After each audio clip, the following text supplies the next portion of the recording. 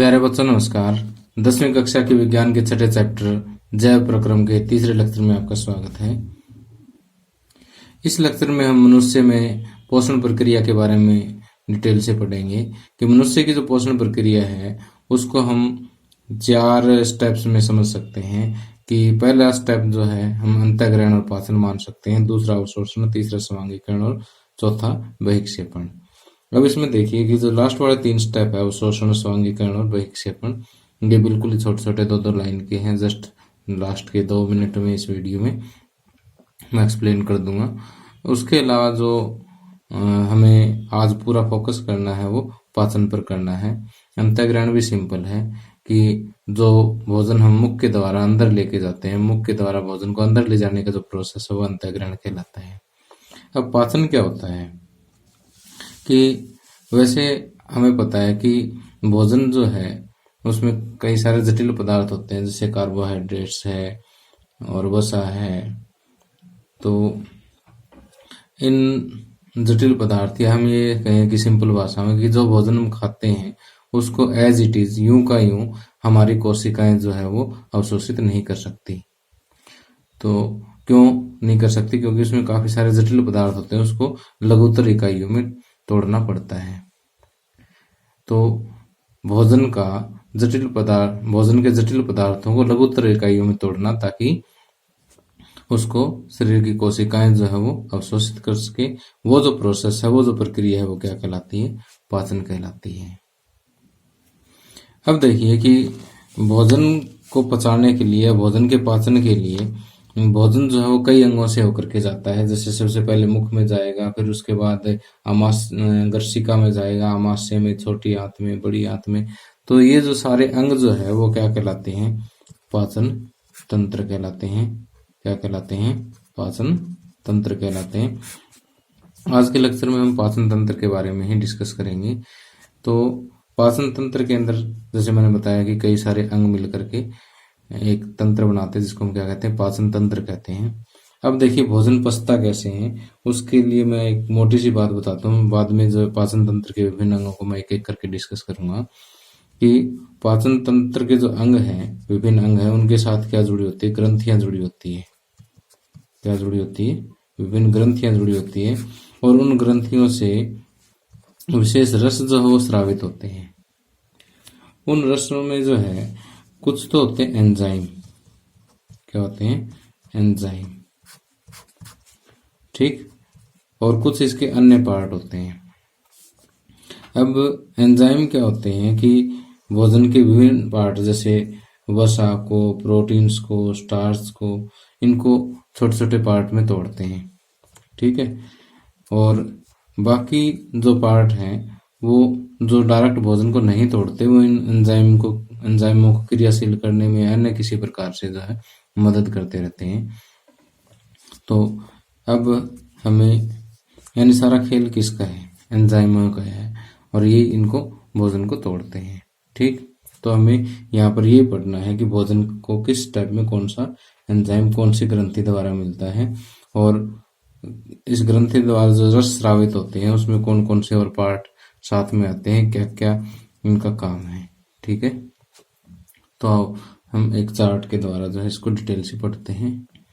अब देखिए कि पाचन तंत्र को समझाने के लिए मैंने एक चार्ट यहाँ पर तैयार किया है कि सबसे पहले जो पाचन है वो कहाँ से स्टार्ट हो जाता है? मुख से स्टार्ट हो जाता है। मुख में दांत होते हैं जो भोजन को छोटे छोटे पार्ट में तोड़ देते हैं। उसके बाद जो है यहाँ पर देखिए, ये जो चीज है यहाँ पर, ये एक विशेष टाइप की ग्रंथि जिसको लाला ग्रंथि बोलते हैं। क्या बोलते हैं? लाला ग्रंथि, जिससे लार या लाला रस निकलता है।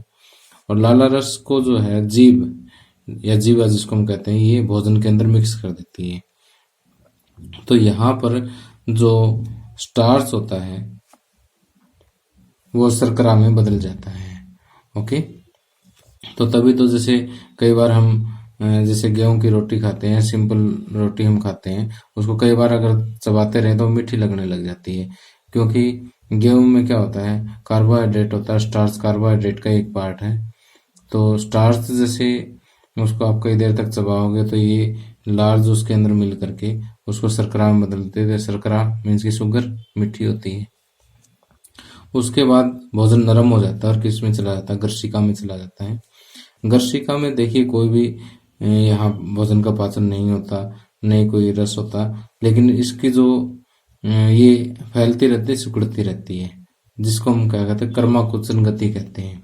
उसी कर्माकुचन गति की वजह से जो भोजन जो है वो आगे वाला पार्ट जो है गर्शिका में धकेल दिया जाता है, सॉरी आमाशय में धकेल दिया जाता है। ओके, गर्शिका यानी सेकंड नंबर वाला पार्ट क्या करता है, गर्शिका इस भोजन को आमाशय में धकेल देता है। ठीक, ये जो पार्ट आपको दिखाई दे रहा है यहाँ पर, ये आमाशय है। ओके, अब देखिए आमाशय का जो है, मैंने यहाँ पर थोड़ा सा आपको लाल रंग से अलग से दिखाया हुआ है कि आमाशय के अंदर जठर ग्रंथियां होती है। कौन सी ग्रंथियां होती है, जठर ग्रंथियां, जिसमें से जठर रस निकलता है।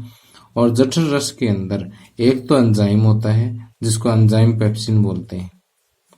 ठीक, और इसके अलावा हाइड्रोक्लोरिक अम्ल और श्लेष्मा, ये तीन चीज होती है। आपने याद रखना है कि आमाशय के अंदर जठर ग्रंथियां होती है जिससे जठर रस निकलता है, और जठर रस के अंदर एंजाइम पेप्सिन, हाइड्रोक्लोरिक अम्ल और श्लेष्मा होती है। अब पेप्सिन एंजाइम का काम क्या है, ये प्रोटीन को पेप्टोन्स यानी प्रोटीन से छोटे पदार्थों में तोड़ देता है, छोटे अणुओं में तोड़ देता है। ठीक, अब HCl का काम क्या है, HCl इसको क्रियाशील बनाता है, पेप्सिन को।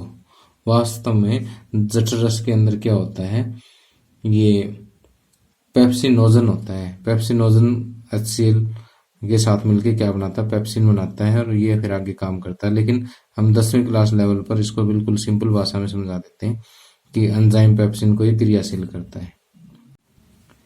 यहाँ जैसे HCl का काम मैंने बताया कि ये एंजाइम पेप्सिन को एक्टिवेट करता है, क्रियाशील करता है। अब श्लेष्मा का काम क्या है,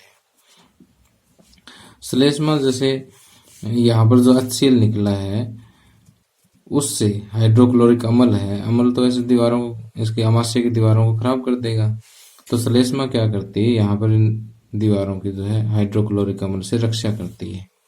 ओके, तो ये इतना इतना काम जो है ये आमाशय का था, जो कि खत्म हो गया है। आमाशय के बाद भोजन जाता है, ये जो छोटी आंत है इसका ऊपर का जो पार्ट है इसको हम ग्रहणी कहते हैं। क्या कहते हैं, ग्रहणी। अब ग्रहणी में जाकर के क्या होता है कि जो वसा के बड़े पार्टिकल होते हैं, वसा के जो बड़े कण होते हैं वो छोटे कणों में टूट जाते हैं, जिसको वसा का पायसीकरण कहते हैं। ठीक, अब वसा का पायसीकरण जो है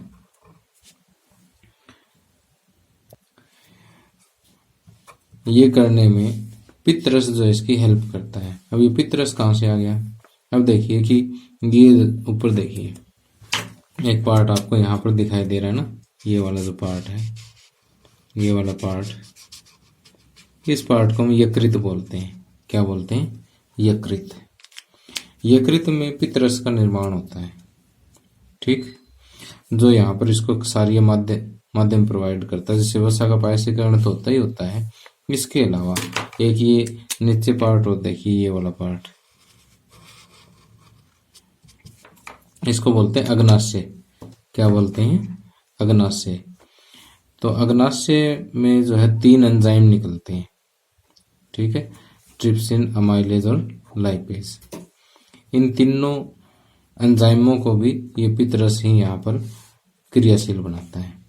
हालांकि पित्तरस के अंदर खुद में कोई एंजाइम नहीं होता, लेकिन ये क्या करता है, अग्नाशय के जो एंजाइम हैं उनको एक क्षारीय माध्यम प्रोवाइड करता है, जिसकी वजह से ये तीनों क्रियाशील हो जाते हैं।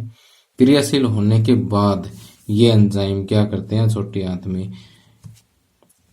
पेप्टोन्स को पेप्टाइड में बदलते हैं, स्टार्च को माल्टोज में बदल देते हैं, और वसा को वसा अम्ल और ग्लिसरॉल में बदल देते हैं।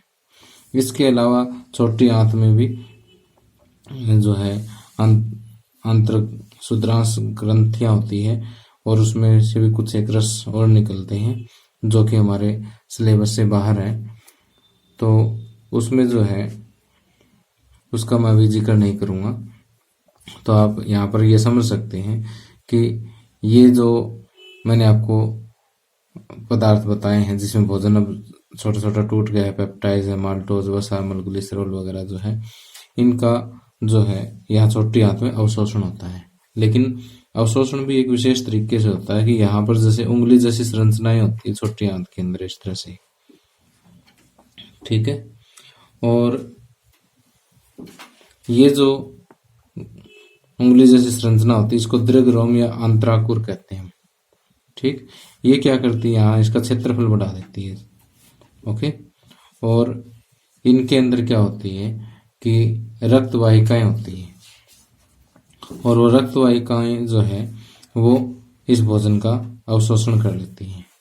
क्या कर लेती है, पचे हुए भोजन का अवशोषण कर लेती है और विभिन्न कोशिकाओं तक पहुंचाती है, ओके। तो अंतराकुर की वजह से यहाँ पर सरफेस एरिया बढ़ गया, अगर क्षेत्रफल बढ़ गया तो भोजन का अवशोषण जो है वो आसानी से हो जाएगा, ठीक है, क्योंकि ये रक्त वाहिकाओं द्वारा जुड़ी होती है। अब देखिए, पचे हुए भोजन के अवशोषण के बाद जो बिना पचा हुआ भोजन जो बच गया और पानी जो बच गया, बिना पचा हुआ भोजन जो बच गया, वो कहाँ चला जाता है, इसमें बड़ी आंत में चला जाता है, ठीक। बड़ी आंत में क्या होता है कि अधिकतर पानी का अवशोषण हो जाता है, जो बिना पचे भोजन के अंदर जो पानी होता है, जल जो होता है, उसका अवशोषण यहाँ पर हो जाता है, ओके। उसके बाद क्या होता है कि ये जैसे पानी का तो अवशोषण हो गया, अब क्या बच जाता है, ठोस भाग बच जाता है, जो स्नेहल यानी थोड़ा सा नरम होकर के उसका विष्ठा सा बन जाता है, ठीक। और ये बड़ी आंत के निचले हिस्से तक पहुंच जाता है, जिसको मल द्वार रेक्टम कहते हैं।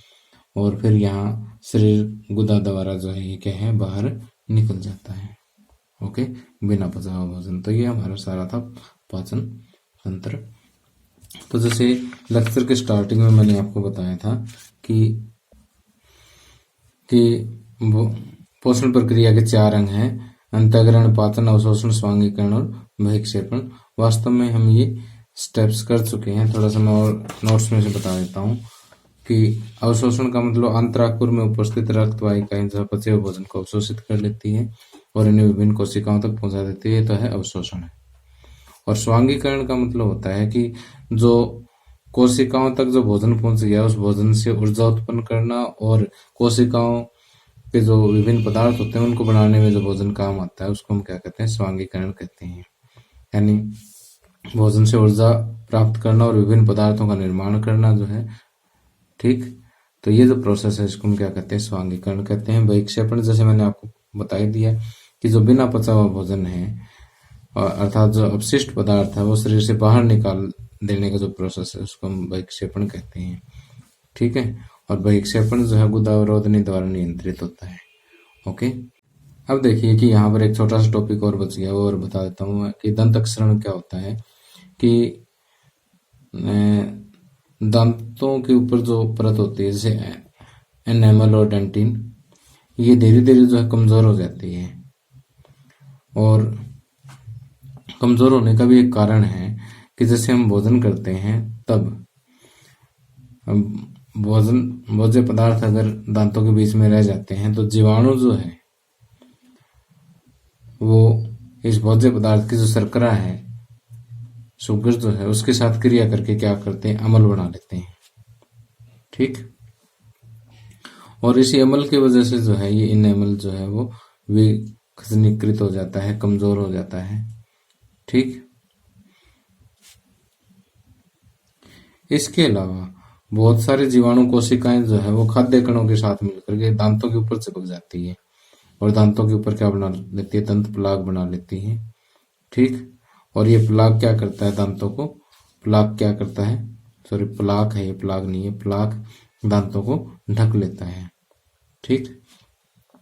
तो वैसे तो लार के अंदर एक क्षमता होती है कि वो इस अम्ल को न्यूट्रलाइज कर देती है, उदासीन कर देती है, लेकिन ये प्लाक क्या है, दांत को पूरी तरह से ढके रखती है, ठीक। और लार जो है दांत तक पहुंच ही नहीं पाएगी और उन अम्लों को क्या है, उदासीन नहीं कर पाएगी, ठीक है। तो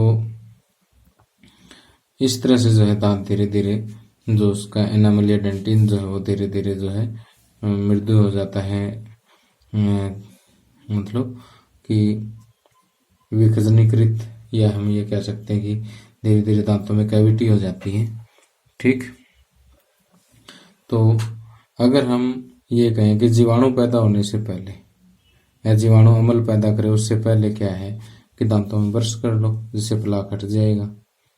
ठीक, और अगर ऐसा नहीं करेंगे तो जो सूक्ष्म जीव है या मज्जा में यानी इसके दांत के बीच में पहुंच जाएंगे और जलन और संक्रमण भी करेंगे।